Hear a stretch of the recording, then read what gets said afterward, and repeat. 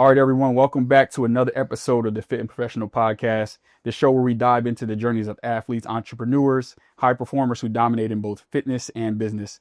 Today, we got a guest who truly embodies what it means to be fit and professional, a man who has not only dominated on the basketball court, but is now revolutionizing the game of it. He's a former professional athlete turned visionary entrepreneur, the founder and CEO of the Scoutz app, visionary behind Africa Next League, creating a pipeline of talent for next generation of hoopers. You might recognize him from the first season of Netflix's The Circle, but his resume doesn't stop there. He's been named to Black Enterprise 40 Under 40, and he's under 30, featured in Forbes Africa 30 Under 30, and continues to push boundaries in the world of sports and business. From athlete to innovator, from the court to the boardroom, Antonio Depina is a game changer in every sense of the word. Antonio, welcome to the show, man. How you feeling? I appreciate it, man. That was a hell of an intro, bro. That was good, bro. I'm working on it. I was like, hey, I want to try to, set the stage, man. I know I probably missed a couple of things that, what did I miss on that list? That's everything? You hit everything on that. You could have been like, oh, he's a good dad, too. You could have add that one. Oh, yeah, shout out. He's a good father as well. You know what I mean? Girl dad, right? Yeah, girl dad, bro. Girl dad. You're going to have one next, man. You don't want a girl? I actually do want a daughter. Okay. I actually do want a daughter. Okay. You know what I mean? I have my son now, but, God willing. How old is he? 10. 10. Damn, you did have a kid young. Yeah, bro. It's ridiculous. And he's huge. You'll be high school soon, bro. Damn. You got to be on the road. Bro, he's huge. I can't believe it. I'm like, I really had a 10-year-old. He'll be 11 this year. So I'm just like, yeah, man. Yeah. So I know I named a few things that you're doing. How do you manage all of it? How's it been being an entrepreneur and having multiple businesses? Being an entrepreneur is always hard, man. Like, being an entrepreneur, as you know, is like, because you're in a real estate industry. I consider realtors entrepreneurs because you have to go and find leads. You have to go and find this. So, it's real hard, especially when it's like you building something, right? Especially come from the ground up. So it's tough, man. It's super hard to manage everything, but I try to keep everything in order, bro. The best I can. Yeah. In regards to keeping everything in order, what are some of the challenges you think you face the most when it comes to the organization of it? Because I struggle when it comes to my structure sometimes as well. Facts. I mean, I don't know, man. I'm real like finicky with like I like writing stuff down and like putting my day on order, and then that's kind of how I just cross things off as I go throughout the day. Like today, for example, I'll put like, okay, run ads, do this, check this, follow up with this, and then I just as my day goes on, I just scratch things off, and that's how I do it. That's a big one for me as well. I do what's called time blocking. So I was telling the people out there before we started that, I can't run without my schedule. Like if it's not there, it's not getting done. I get anxiety. Yeah. I definitely appreciate the old school as well too. I keep my journal with me and writing it down and crossing it out. It just gives me some type of satisfaction. Exactly. I feel better, man. Like I get anxiety when I have stuff to do and I don't get it done at the end of the day. I'm like I'll be just finicky, bro. It's the worst. It's the worst. And I had to start giving myself some grace, especially running multiple businesses, because I realized I can't get everything done by myself. And also everything is not going to get done that day. So I do what's called closing out my day. So at the end of the day, I'll go through all my tasks. If I didn't get something done, push it to the next day or try to find a way to get it done. But at least closing out my day, I can kind of see where I get a picture of how the day went and then how I can kind of maneuver for the next day. No, that makes sense. Okay. Yeah. So I want to talk about the vision, talk about the journey a little bit, right? So I remember you were playing basketball overseas, and then I look up, I see you on Netflix, and now you're doing, your own app and helping people get overseas. Tell me a little bit. How was it actually playing professional basketball? How was that? My stint was small, bro. Like it was nothing crazy. I didn't get paid tens of thousands of dollars. You know how it is for overseas guys. Very volatile. A lot of guys will lie and say they getting paid money. There's no real. Like if you think about it, man, overseas basketball, how many people are really making millions of dollars playing basketball? It's like outside of the NBA, there's probably like 1% of guys making millions of dollars playing basketball. Like we're talking about just the game of basketball. Maybe some guys in China, few guys sprinkled in Europe, but not really. Puerto Rico, but then it's like not really. So it's like to make millions in basketball, you have to go to the NBA. So for me, man, I played in Spain and Portugal, and I still end there. You know what I mean? I wanted to be a business. I wanted to be an entrepreneur after that. That's what really started coming down to. When did you know? I love that you said that, and I have a couple basketball players on the podcast. I want people to think it's just a basketball show, but I play basketball, so my peers are basketball players, right? So that pivot, right? I'm pretty sure a lot of people, some of the guys that we know as well, don't know when to make that pivot. Yeah, chase the basketball dream forever. Yeah, let the game when did you know? Like you made it to the highest level, even if it wasn't the NBA. When did you know that it was time to pivot and make that transition? Yo, when I could watch a game and not want to play, that's when I was like, yo, all right, I'm done now. Yeah. Like I could watch. Remember, used to want to watch games. You'd be like, dang, like I'm better than him. I could do something up there, ready to play. When I could watch basketball games in person and not want to play, that's when I was like, yes, I'm not gonna use the game anymore because the game blessed me, bro. I done went around the world. Yes, I done played at HBCU. I played at Lincoln University, so D2. Like. I was blessed, man. I got my education paid for, so I feel comfortable about it. So I wasn't going to be like, we all know guys that play basketball who I say to let the game use them because they'll be hopping from school, jumping, trying to find a fit, trying to get overseas until they're 36. Like, those guys let the game use them instead of using the game to give back. Like, and that's when you see a lot of guys just be standing around. So I didn't want to be like that. Yeah, I was the same way. So for me, my story is a little different. So I had my son at a young age. So that was a big motivation for me as well. I finished my senior year pretty strong. I had a couple overseas jobs, right? I would have a job, then I would get fired. Then, oh no, we already got enough American players. Right. It was too volatile for Yeah, man. Yeah, nothing's guaranteed. But that transition was tough for me. Like I was blessed to I got a good government job right out of college. So I was, working and trying to train and stay ready when I get called. And then one day I was just like, I'm done. I just can't do it. But so one day you just like, man, I'm done. I was done because I was like, Coach Ty, right? So I would be driving all the way to Maryland to work, right? 7 a.m, getting off, going to train with him all in the evening, and then go back to work the next day. I was burning myself out, just trying to stay ready. Yeah. And I remember I had a job, I was packed and ready to go, and literally the day that I was supposed to go fly out, they called me and was like, nah, they just pulled it back. And it just really just like crushed me. That crushed me, man. And I was just like, I kind of went into it. I'm not going to lie, I did go into a depression. And I remember I started gaining a lot of weight sitting at my desk job. And I looked in the mirror and just, I do not like the person I'm looking at. And that's when my entrepreneurship, the fire for entrepreneurship kind of birthed within me because, remember I was doing fitness and things of that nature. So I got myself in shape and then I made a business out of it. But that transition is tough for a lot of people. Did you have like a tough time transition or was it easy for you? Nope, it was easy, bro. I was done. I knew, like my last game in Spain, I was like, man, I'm having so much fun. I'm praying every day. I'm like, it's a blessing to be here.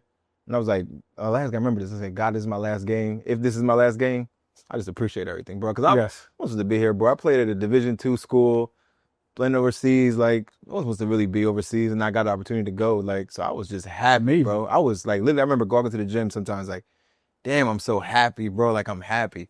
So if I was done, I was done, man. I was cool with it, and I wasn't like a regretful player or like chilling, but I was happy, man. I regretted it. Yeah, I was super happy, man.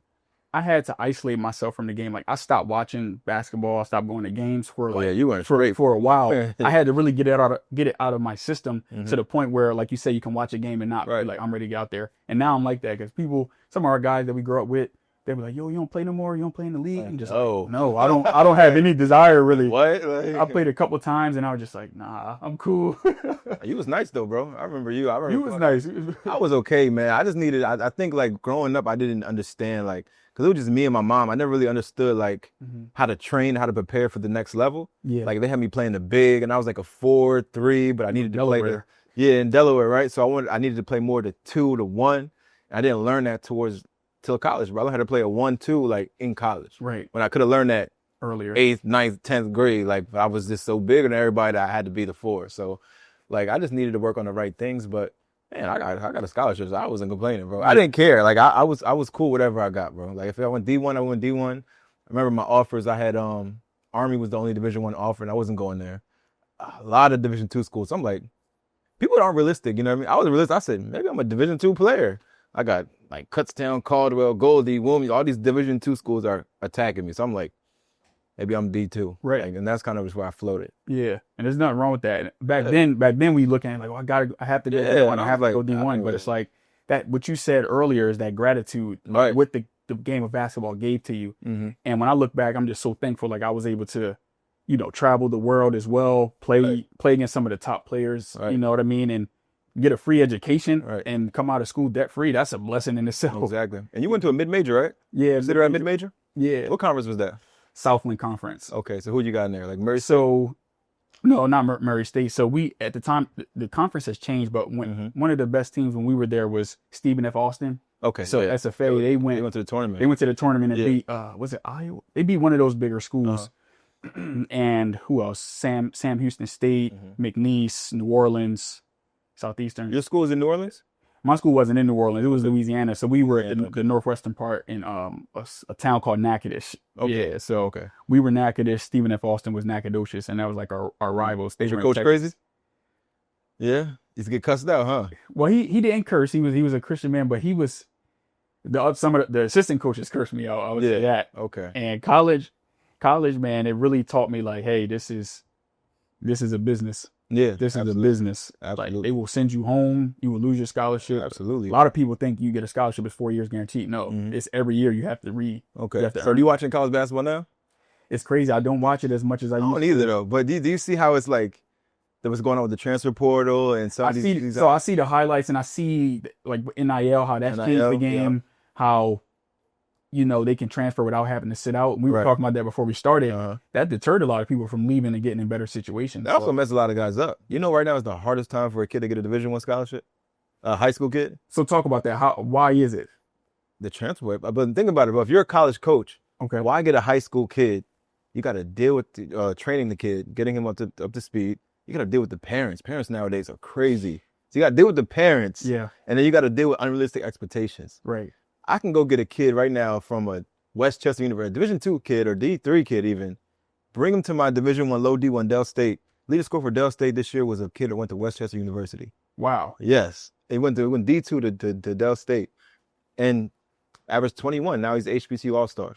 Went to D2. That the guy Ted Martez? I think that was him. It was him, I think. I know because my old coach is coaching there. Ask him about it. Went to Westchester University, played it, and transferred to Dell State, and he's playing. Wow. But yeah, I mean, would you, as a college coach, would you go get a high school senior if you wanted a point guard next year, or you gonna get a transfer? Now that you say that, that makes a lot of sense because when we were playing, a lot of times the JUCO guys would come in and they would play right away over a freshman, because of the maturity, things like that. So now that you say that transfer portal just opened up another can of worms. So I'm a college coach. I ain't getting no high school kid. That makes a lot of sense. Wow. Last resort, So what solutions? I know you have the Scoutz app.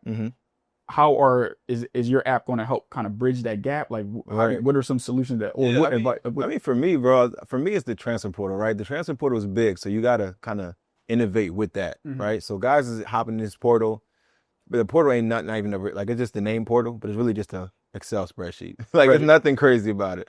So we innovated it, right? So our platform, you can tell them why you're transferring, where you want to go, key schools that you want to be a part of.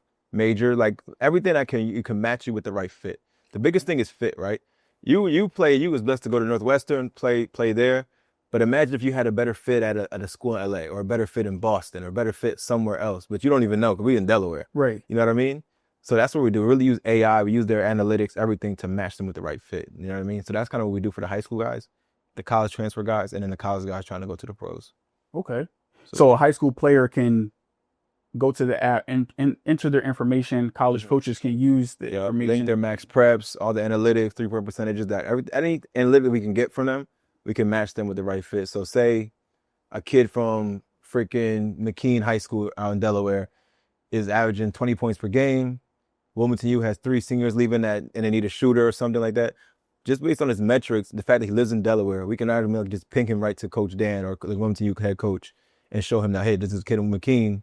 He averages 20 points per game, shoots 40% from the 3, and you could use him because you have this person leaving. So it's kind of making recruiting faster and more efficient. Yeah. I was about to say instead of going to ask somebody and you got to wait for feedback. Oh, is he really good? You can just see him right now. I can see the benefit for college coaches as well, because I remember there were certain assistant coaches when I was playing that they would be gone for a weekend or a couple weekends to go see a player across the country. But now this app can maybe streamline that process. And it helps a lot of those, the higher division schools, mid-majors and up, they have the budget to recruit, right? They can fly anywhere and go see somebody. But let's talk about the Dell States, the Howard Universities, the Hamptons, those HBCUs and the Cheneys, those schools D3s, they don't have the budget to go flying around seeing everybody. Right. You know what I mean? So this kind of helps them find talent. Bridge that gap. Wow. I love that. And I can see that benefiting the high school players as well as the college coaches. And also college players can use it as well, or you helping those guys that are looking to transfer. Yep. I think it's better for them because in the portal, you don't know why they're transferring. You don't know. It just says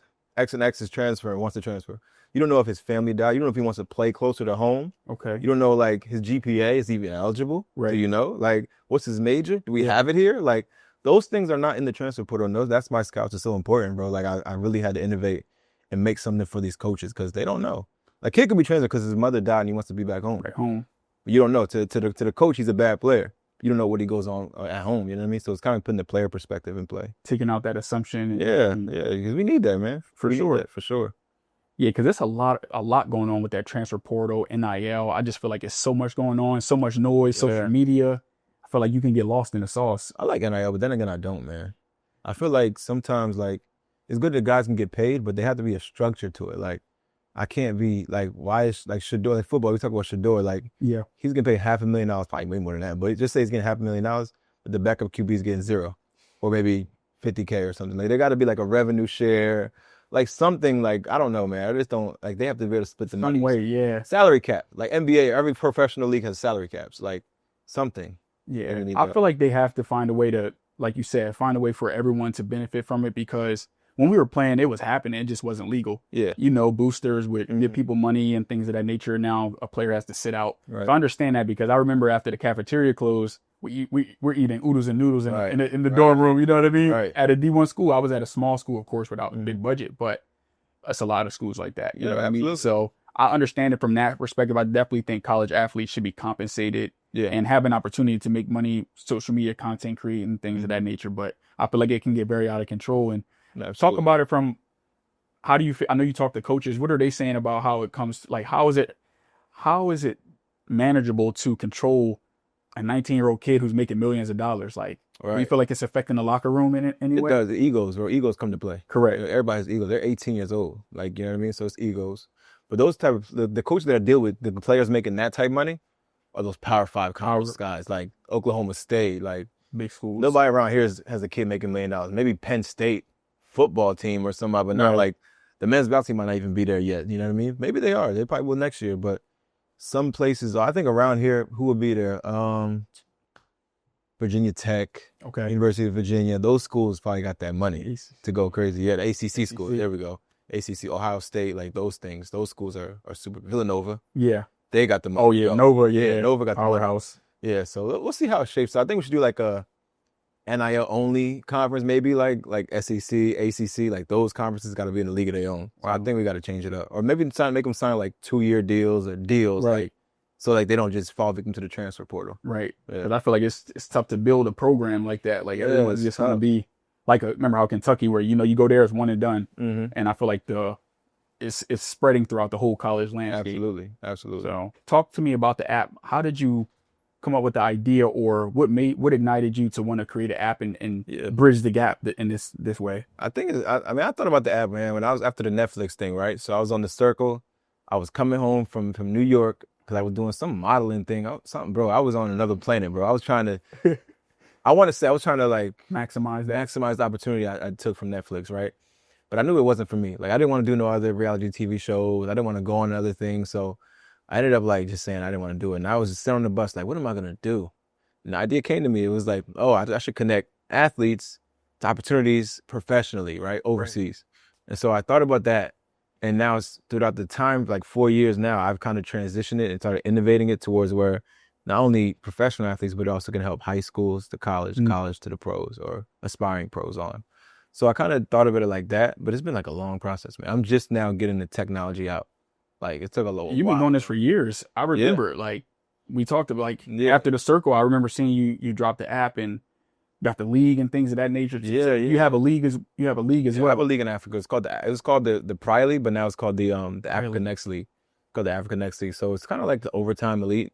Okay. That was like for 18 to 24-year-olds. Okay. Like throughout Africa, and it kind of like just showcases their talent. So yeah. Kind of like a bridge pro, like kind of help them get some more exposure. Yeah. I'm from Africa, bro. Like my mother's from Liberia, my father's from Cape Verde. Okay. I live in Cape Verde. You know what I mean? My girl's from Cape Verde, so like I'm African all the way. So like I try to do something to benefit them. Like I don't make money off the Africa Next League, bro. Like there's no TV rights I'm gonna make from the deal. Like a lot of the stuff goes right back to the league. So I just do it to give back to them. That's dope, man. I remember seeing Todd playing in when maybe your first he played the second season. He played the second season. Yeah. So it's called the Cape Verde basketball. He's in Cape Verde.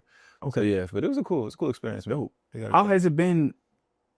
So did you ever live in Cape Verde as a kid or just as an adult? Nah, just as an adult, man. I never got to go as a kid.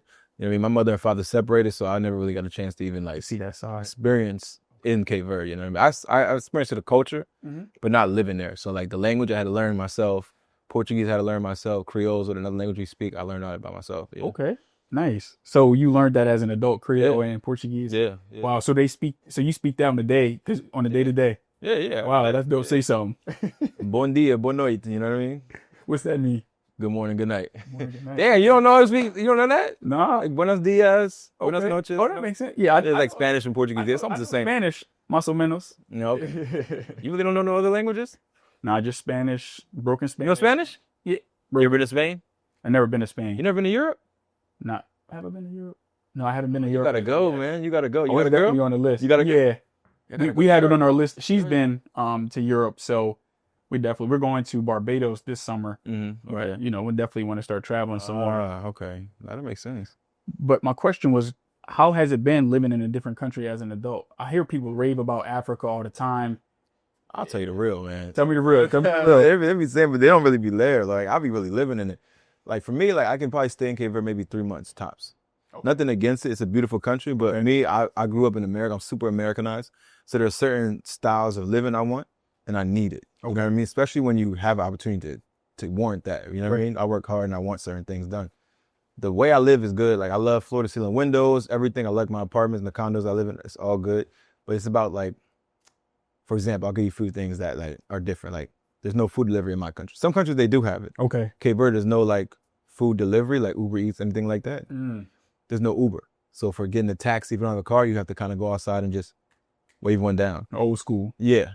The mindset sometimes in African countries can be a little bit limited because they can't see past tomorrow, right? So that means, like, for example, guys, they rather take the shortcut than think about the future. You know what I mean? So that gets kind of annoying, especially when you're hiring people in the country. In the country. Yeah, so that's tough. Politicians can be very bureaucratic. Okay. They're trying to get something done. It has to go through this person. You got to pay off this guy to get to this. It's very, very bureaucratic. Like, doing the league there, man, like, I've had, like, horror stories, bro. Like, I couldn't use the gym because I had to go through X, Y, and Z. They wanted me to pay $3,000 just to use the gym, but they only doing it because I'm not from, like, it's a lot of stuff you got to go through, bro, that just people don't see, man. It's tough, bro, when you're building a business in Africa. So I advise anybody, if you're going to build something in Africa, go to Africa. You have to go to Africa. You got to live there to do it. Yeah. Trying to do it remotely. You can't. You have to be boots on the ground. Bro, it won't work. Building a business in itself is already tough, and doing it in another country, I can only imagine. You ever went to Africa? Oh, no, you didn't. I haven't been to Africa yet, but we're going. Oh, now I got to. I got a condo, bro. You can go. If I'm not there, you can stay there, bro. It's nice. It's like an island beach. I'm gonna hold you to that. Nah, seriously, bro. Seriously. Okay. I would love to experience that. My family does vacations every year, and Africa is on the list for next year. I'm not sure where specifically we'll be going, but definitely would love to visit your country as well. Come to Cape Verde, bro. Come to Cape Verde. Okay. I've been doing the league in Botswana. Okay. So I don't know if you heard. It's like close to South Africa. It's close to South Africa. So you probably have to fly to Johannesburg, South Africa, then you go to Botswana. But it's another beautiful country. They do the 30 under 30 event there every year. Okay. Super beautiful country. You know, what's the name has a house there? Steve Harvey. He does his his show there. I forget the show is called, but he does it in Botswana. It's super cool.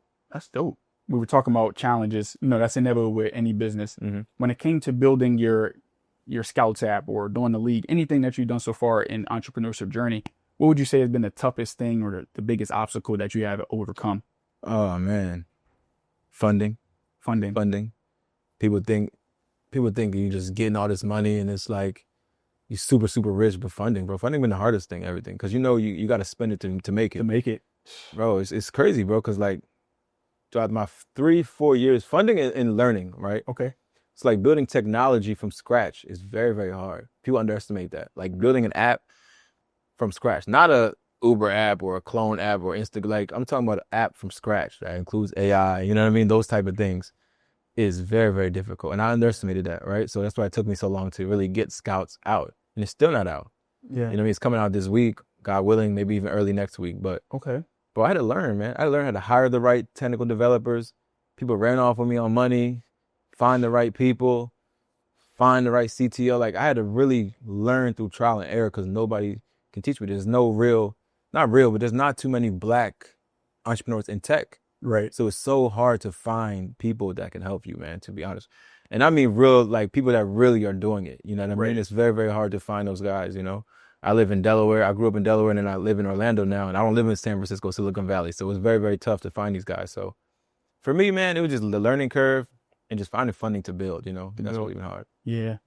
So I saw that you won a couple pitch competitions. Hey, man, anything I can do to, I'm a stone cold grinder, bro. I'll do anything to get the money. Yeah, anything. Pitch competition, anything. And I think a lot of people in the social media day and age just think it's going to happen overnight. Right. People don't know about those losses that you have to take, the upfront investment, like with FP in itself. I've taken a lot of losses. People, flaked on me. Hardest business, man. Like, you know what I'm saying? Clothing is clothing, right? Clothing and in the workout side. So yeah, man. It's very competitive, and it's people, like you say, on the outside looking in. They may see like, oh yeah, Breeze is doing this and that. He's up. You don't know it. How do you know what my expense sheet was like? You got to get all this stock in, and you got to sit on the stock if it doesn't sell. When I first started, I'm thinking I'm going to hit the ground running. I still have stock. I still have stock from when I first started. It's a learning lesson. My girl opened a company, right? It was called Maria's. So it's like a dress, right? Like she makes it from scratch. It's super beautiful, right? So she thought that it was gonna blow up the first day. She's this influencer. She's like 150K followers. She's like, yo, the first day this thing's gonna go crazy, bro. Only 1 or 2 people bought it, right? And I'm like trying to explain to her, like, that's okay. It's normal. Like, this is like, you need to feel that sometimes, yo. Like, for real, man. Like, you have no idea how many more lumps you're gonna take to get to that percent. Everybody thinks you're gonna be a million. I think Instagram does it. People think it's a facade. It's super fake, man. I just saw something where like these guys I was watching YouTube videos all the time. They was in Dubai, lifestyles crazy. They just went to jail in Dubai for smuggling cocaine. So half the shit they was talking about, like being these tech entrepreneurs, were just fake. It was just drugs. Yes. Everything is fake. Like, I don't watch nothing on Instagram. I don't be paying attention to that. You can't let it, and it's the word influencer, right? A lot of people are being influenced to think that it's going to happen overnight. The people, somebody that I may have seen had a clothing brand is popping. I can't compare myself to them. Yeah. I don't know what their expenses are like. I don't know what their ad spend is like. They may have 1,000 followers, or 100,000 followers, but that doesn't mean that they're profitable. You know what I mean? And, absolutely. And it's tough. So you have to really just trust your journey. Like, that's our mantra: embrace the journey, empower the soul. With Fit and Professional, just because you don't know what obstacle you're going to run up against in life, business, sports. It doesn't matter, but it's what you do, it's who you become in that process that really matters. Really. And we always like to talk about turn back moments, right? You talked about your girl feeling that feeling of not getting this support that she thought. I've had that. I thought I was going to get bro. Everybody's had that. Exactly. I was going to ask you too, like turn back moments, right? Was there something was there a specific instance where you looked in the mirror like, why did I get into this? Or thought about turning back? Or absolutely every day. Today, bro. No cap. Like, damn, why am I doing this? Yeah. Draining the budget, draining the account. Like, bro, I still go through it. What? Bro, blind faith. It's like, yo, am I gonna make this other order? It's like, for real. Come on, we gonna do it. Bro, I be going through it, man. I tell you, I'm real about my journey. Like, I go through that thing every day, bro. I'm building a product. Like, yes. I don't fake it. I don't go on Instagram. A lot of people, I don't drive Lamborghinis just to show off that I don't do that stuff, bro. All I do is be with my kid and I work hard on what I'm doing, bro, because I believe in what I'm doing. So, bro, like every day, man. Every day I had no turn back. Today I was sitting in the train station. I'm sitting out there, the train late. I'm looking in the city skyline. I'm like, yo, why am I doing this? Talking myself out of what I'm doing. I'm like, yeah, bro, you just fire some people and just relax, bro. You don't got to do this. And I was like, yes, I do. Right. Let's go, brother. I had to talk myself back into like, nah, let's do this thing. Let's go. We're going to DC tomorrow. We got to put people on this app. Yeah. Got to go on this thing. Got to go to the Final Four. We got to go meet coaches, get them on the app. So I'm like, let's do it, bro. You literally have boots, and I really respect your grind. Like you said, seeing you doing pitch competitions, seeing you traveling and like you said, going to go do some networking. That's what it takes. Yeah, you know what I'm saying? Absolutely. And I can't remember exactly what post I posted, maybe when real estate started taking off for me. You commented or DM me and was just like, yo, bro, you ain't never stopped. Yeah, absolutely, bro. And that's what it's about. Time in, compounded interest. Absolutely. You know, I got a crazy story about you, man, too. You probably don't remember this one. Okay. It was, I think you was 19 or 20, bro.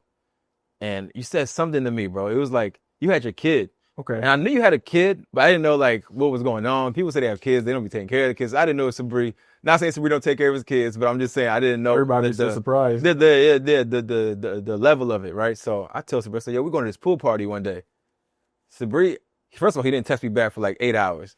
Then he was like, nah, bro, I can't. I got a response. He said something crazy, but I was like, I stopped and I looked back. I'm like, damn, Sabri was really on his shit, bro, because I'm 19. Sabri ain't go to this pool party. We was all getting drunk. We was going to the pool party, but he was like, no, I can't. Like, yeah, for real. Like, you was really like, I ain't going. Like, I got some other shit to do. But I was like, damn. I don't remember that. You don't remember it, but it was in Bear. I forget whose party it was. I was like, damn, I ended up not probably home for the summer. You was home for the summer, bro. Okay. But you had your kid.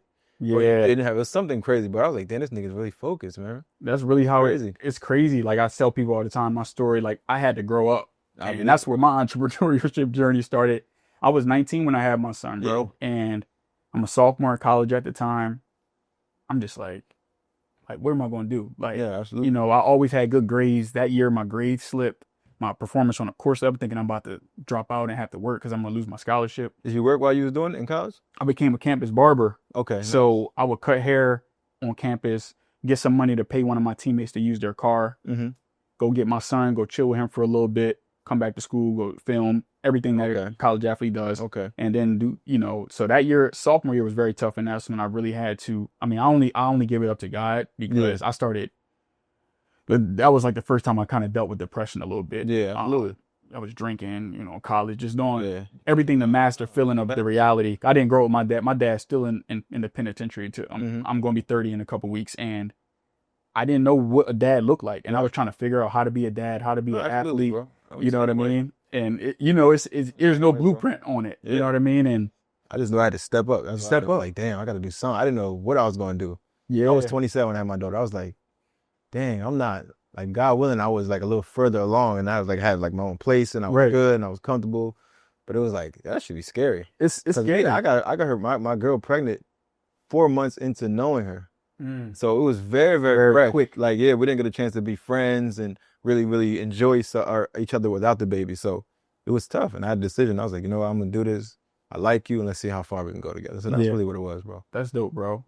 And people understand that that's a different fire when you got a kid too. So it started for me early. People always say, oh yeah, what's your why?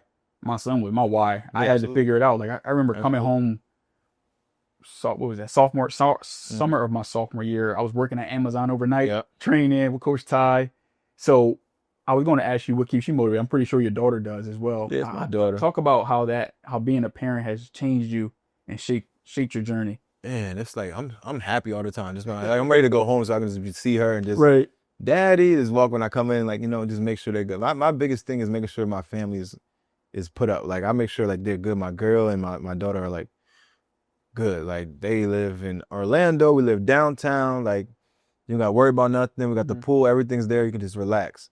So I'm kind of good on that end. I'm blessed that I'm still with my baby mother. You know, these times are hard and a lot of guys aren't with their baby mother. And I don't blame nobody for that. You know what I mean? It's just situations. But I'm just happy I got a good one. Remember, I met her in 4 months, and it was like, we don't know. Could have went either way. Bro, trust me, I know. I was like, damn, I don't know what's gonna happen, but I was blessed, man. It was super good, and she's really my wife, bro. That's what's up, bro. That's a blessing in itself, man. Like you said, I'm a co-parent, and thankfully, I have another great co-parent on the other side, but a lot of people don't. And you know, I commend you, and I'm glad because that's the way it's supposed to be. Like, was y'all together at first? We were in college. Like we were together for like a couple months. Okay, y'all was living wild, huh? Yeah, you know, I ain't gonna lie. You know what I mean?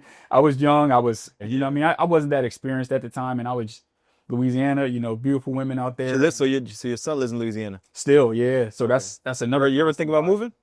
I've thought about it, and I'm still open to it. I probably I don't know if it'll be Louisiana or Texas, but I would definitely move closer. Or I don't know, God willing, maybe my son be with me. But I'm definitely.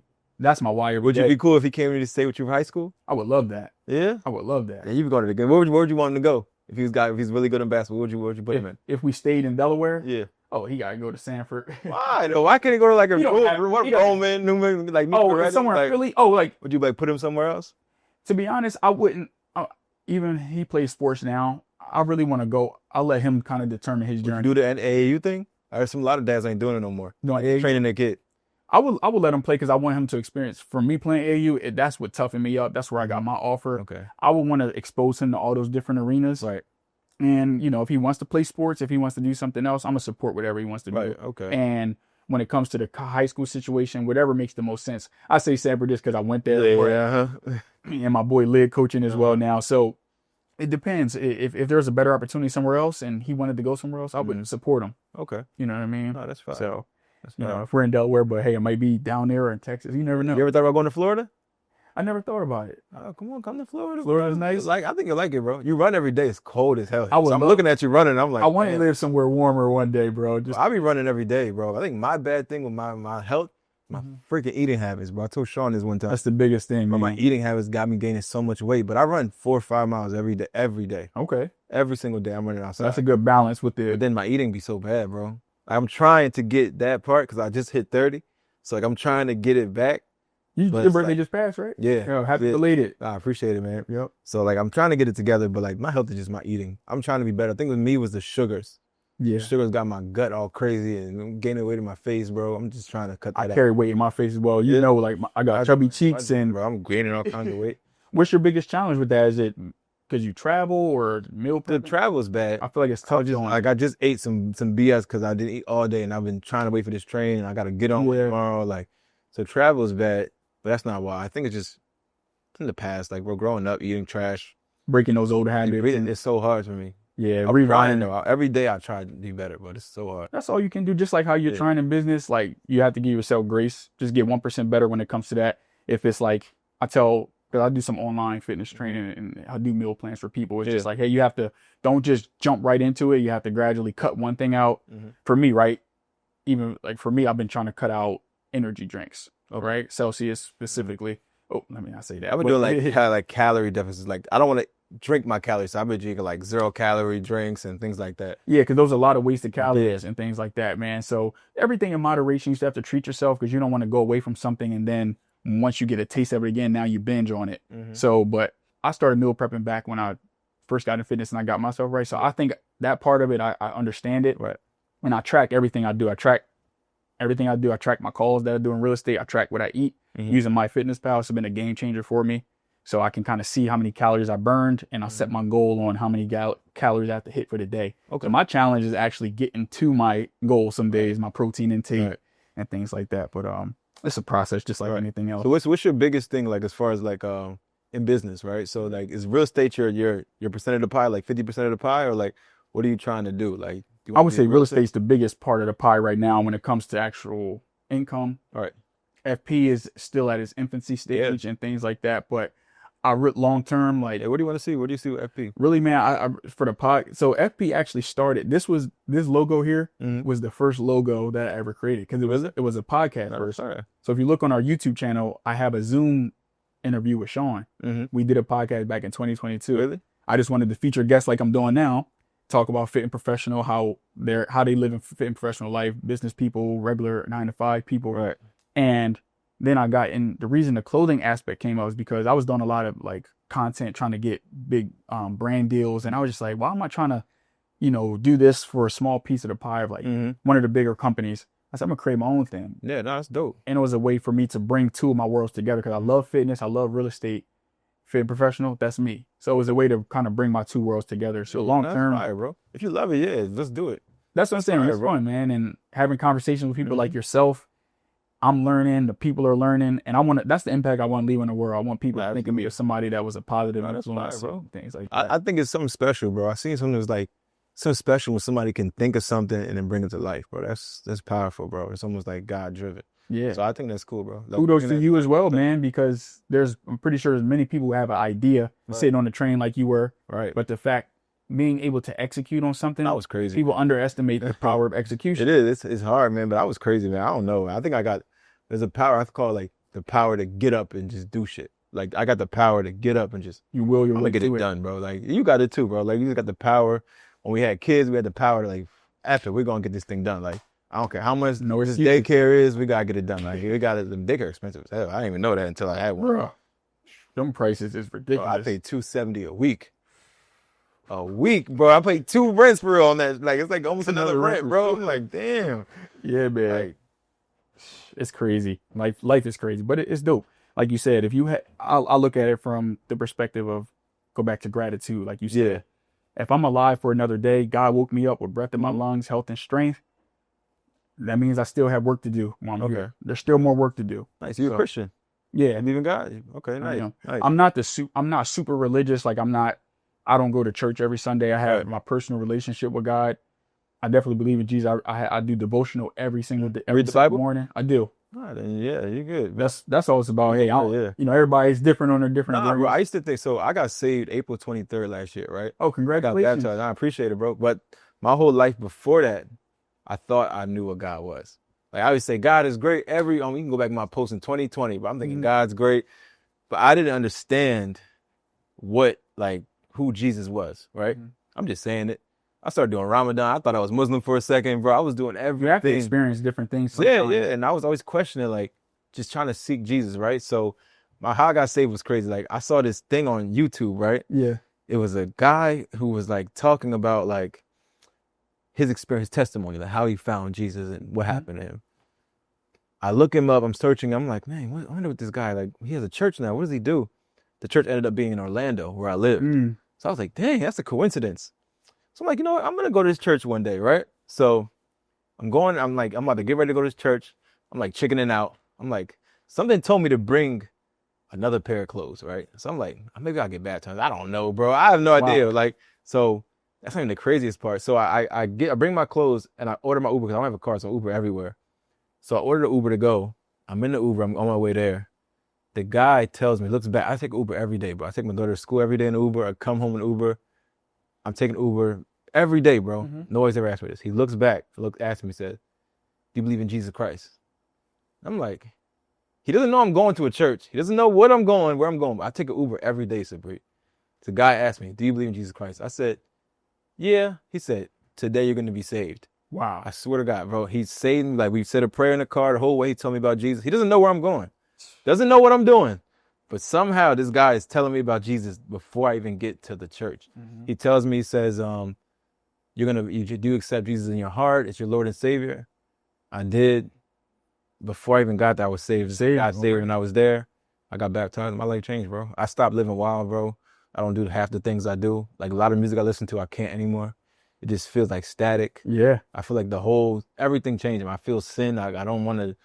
Sin, that bro. conviction. Yes, bro. I can't. Some things I just can't. I'm just feel like I'm washing away every single day the world. Like I'm not perfect. Don't get me wrong. Like, I still mess up. I'm not the perfect, but I feel it, bro. That's the power of being saved, though. Yeah. God know that we're in an imperfect world. No, but the fact that you strive to seek Him every day, that's what matters. No, absolutely. Strive to seek Him and know in your heart that you want to do right. We're going to make mistakes every single day. Every day, yeah. But that's so beautiful that your Uber driver was being a messenger, being a disciple, and that's what Jesus wants. I tried to find him again. I can never find him on my app or nothing. Divine timing is crazy, and that's what Jesus wants for us. Like that's why when people say you got to be in church or Jesus wasn't always in the church. He would be among the killers and he'd be amongst them. He was actually accused of being a drunkard because he was around those people. But that's when you go to save. Yeah, you know what I mean. And being on this podcast, a lot of people say in business stray away from politics and also religion. I'm not afraid to do that. Yeah, you know what I mean. So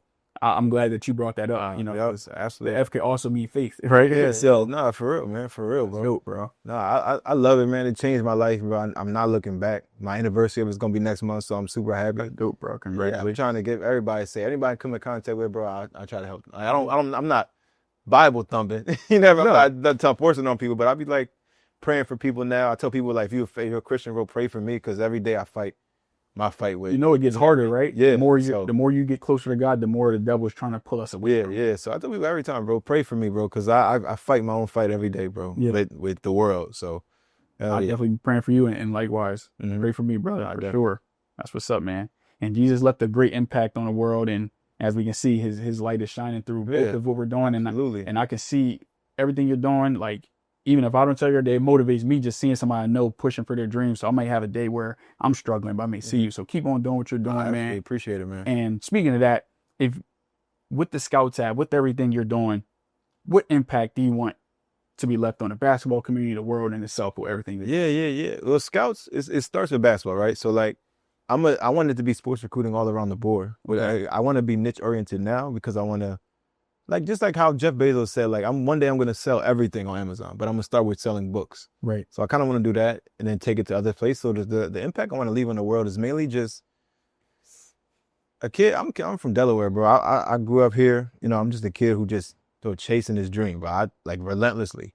Mm-hmm. I want to be felt like on that side. Like my daughter to watch my interviews like this one day and be like, dang, my dad was really on it. Like, I want her to know, like, I didn't give up, bro. So every time I'm thinking about giving up or I'm like, maybe I can do something else, I'm like, nah, let me just keep going. So I want the impact to be just a trait.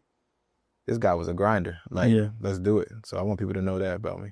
That's dope. And we're living in a beautiful time in history where, like with Jesus, we talked about it on the last podcast. I forgot which guest I was talking to it about with, but back then, people wrote about people's stories. Yeah. Now we're in a day and age where this podcast, like you say, your daughter can watch this 20 years from now. Yeah. I remember my dad was just, when Scoutz was 2 weeks before the launch date, he was talking about it. Yeah. So that's the beautiful thing. We're really living our testimony, absolutely out loud. That's a great analogy. I like that. So yeah, no, that's super cool. It takes courage too to put yourself and sit down and be vulnerable to talk about the ups and downs and know that it's not all glitz and glamour. Nah, bro, people don't. I be telling people, like, I talked to my boy the other day. He was just like, yeah, man, I don't know, man. I feel like it's just not working out for me.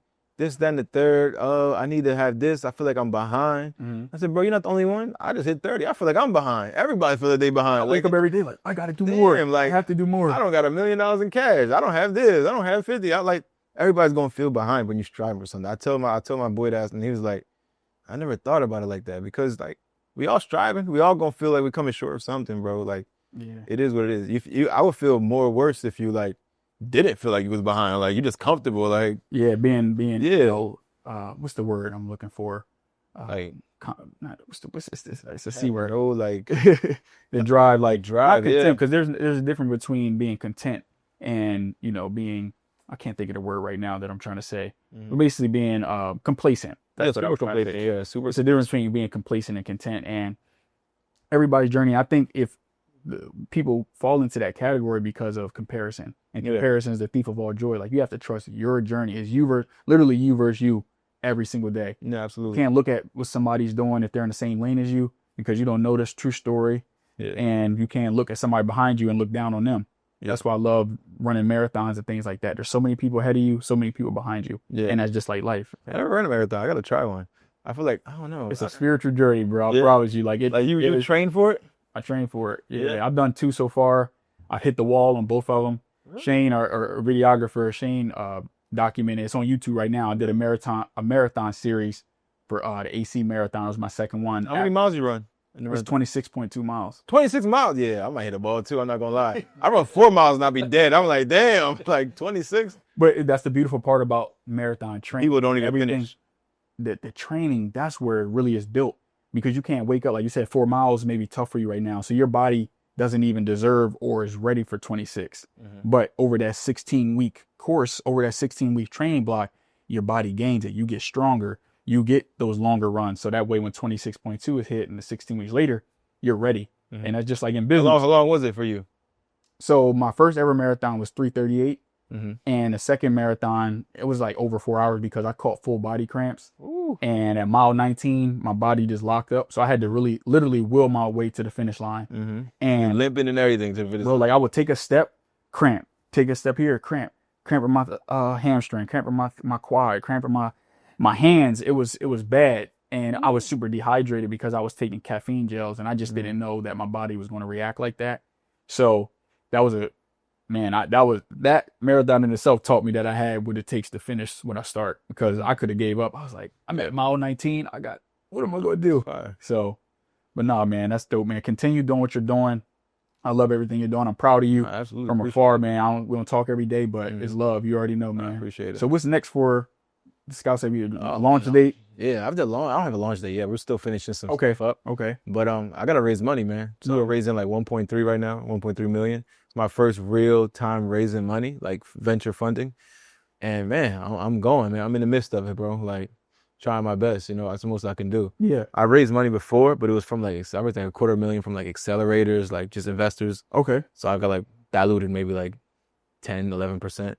So yeah, I'm raising my first real round, bro. I'm trying to do it big. Like, make like a traditional tech company, you know? That's what's up. So raising that money, man, it's going to be tough. It's tough now.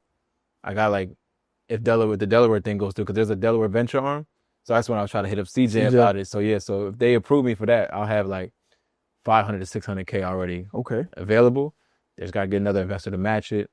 And then I should have the round almost done. So waiting for them. You know, Delaware's slow everything. So I'm waiting for them to finish this. Yeah. Hey, well, we're going to claim it. Speaking into existence, we're going to hit that goal and beyond the goal. Is there a way for just the everyday person to donate at all? Or is it just for like an investor? Really, I mean, I would rather somebody just spread the word, man. Scoutz is going to be big for the high school side. Like, I talked to a lot of guys in Delaware, like Jules, one of my good friends, you know what I mean? He's big in high school. So just trying to power some of these high school things. You know, basketball is real touchy. You know, I maybe like have a circuit partner. I'm looking for like an AAU circuit partner, like Hoop Group, Made Hoops, powered by Scoutz, those type of things. Like, just to get them collaborations. Yeah, maybe to make it mandatory for athletes that go to these tournaments to have the Scoutz platform and be on the app, get like scouting reviews. Yeah, have scouting reviews. You go to the tournament. Imagine if like you went to a tournament and like a scout watched you and you can find out like how he feels about you right there. Like, not like a college coach, but like a scout. Like, oh, Sabri played good. He does this well. He does this not well. I think he's better at and they can rate you like 1 through 100. He's like a low D1 player, mid D1 player rating. And you just, every tournament you go into, you get them. Wow. It's like your living resume. So like we trying to do something like that integrated with like these tournaments. So it's a lot of testing, bro. Like just testing things out, seeing how the high school, because it wasn't cool to get a app and download it in high school. I wasn't doing that, but I'm trying to make it more cool. I got CJ Watson, the NBA player. Yeah. He's going to be on the advisory board now. I just got congratulations. Yeah. Guy named Pooh Jeter, who's like, he played in the G League. Assistant GM for the Portland Trailblazers. He's going to be on there too. So I get a few NBA guys to really like jump on it. You got the exclusive. I ain't told nobody that yet. So yeah, so they about to sign that paperwork this week. So that's going to be good, man. That's dope, man. It's going to be super good. Just keep on compounding. That's all it's about. If I'm trying to raise this money, man, they're going to be good leverage points. And they're good people too. So they're good to like, if you're going to the world of basketball, like, there's nothing I can't unlock with those two guys on my board. Yeah, so. Your network, you know, like you said about the people in Africa where you live, you know, certain mindsets, but being around a certain people, your network is your net worth. Yeah, so, those guys are good. It's really what it's about. Yeah, but yeah, man, we definitely want to be able to spread the word. I'm glad you were able to, you know, bless us with your presence. I know you're a busy guy. Absolutely. So, I mean, definitely look into this camera, shout out where we can follow you and everything you got going on. Absolutely. So you guys can follow me on my Instagram page, The Real Antonio Depina. Follow Scoutz on Scoutz app, Scoutz with a Z. So Scoutz app with a Z, to make sure you do that. Just any athlete, you know, there's millions of undiscovered athletes out there. To those millions of undiscovered athletes, you know, Scoutz is a good option for you guys to find their next fit, find the right fit, and, you know, get a college education and hopefully one day go pro. You know what I mean? So I say that to say, man, just if it can work for one person, it can work for many. So try your best to find Scoutz and use us to your advantage. That's what's up, bro. Definitely. Make sure y'all shout out to Scoutz. Be sure to follow Antonio and everything that he's doing. He's a great guy. If you haven't already, tap in with him. I promise you, you won't regret it. And hope you guys gain some gems from this episode. Just remember, it's you versus you always. Embrace your own journey. Comparison is the killer of all joy. And until next time, continue to embody what it means to be fit and professional. Embrace the journey, empower the soul. We'll see you next time. Peace.